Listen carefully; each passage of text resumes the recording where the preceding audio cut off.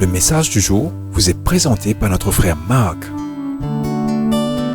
Salut, chers bien-aimés, notre Père Céleste. Aujourd'hui, nous terminons avec notre message « Dieu utilisera vos obstacles pour sa gloire ».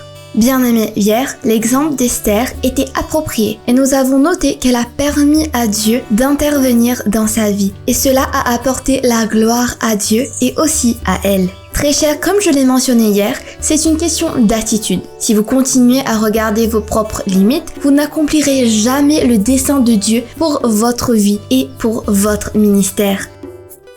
Vous devez réaliser que les obstacles désagréables dans votre vie sont souvent des opportunités ordonnées par Dieu pour faire une différence. Mais je sais que c'est difficile à voir quand vous souffrez, quand vous ressentez de la douleur. Regardez simplement Job, notre deuxième exemple. Voici le contexte. Job était l'homme le plus riche du monde. Et puis Dieu a permis que tout lui soit enlevé. Sa famille, sa richesse et sa santé.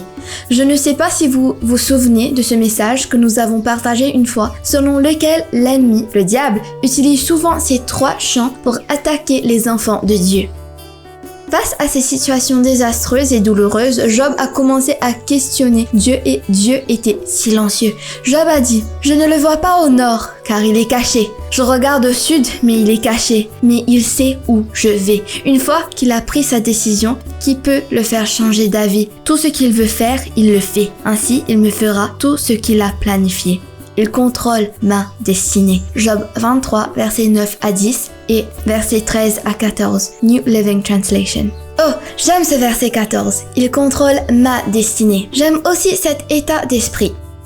Bien-aimé, j'ai été si souvent dans des moments horribles et j'ai fait face à tellement de situations désordonnées dans la vie, mais je peux témoigner qu'une fois que j'ai tout abandonné, il contrôle ma destinée. Aujourd'hui, je vis dans sa grâce et j'expérimente la vie abondante qu'il m'a promise dans Jean 10:10. Et je crois fermement qu'il peut faire la même chose pour vous si vous lui permettez d'œuvrer sa gloire en vous. Bien-aimés, nous vivons actuellement des temps difficiles et parfois, comme Job, vous ne parvenez peut-être pas à tout comprendre, mais Dieu sait ce qui se passe.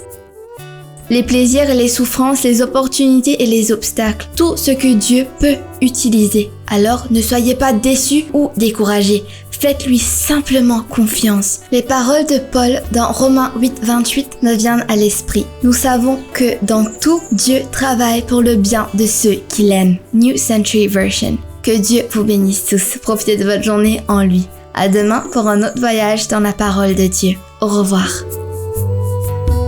Si toi aussi tu crois que la parole de Dieu est une bénédiction, partage-la et sois une source de bénédiction pour les autres toi aussi.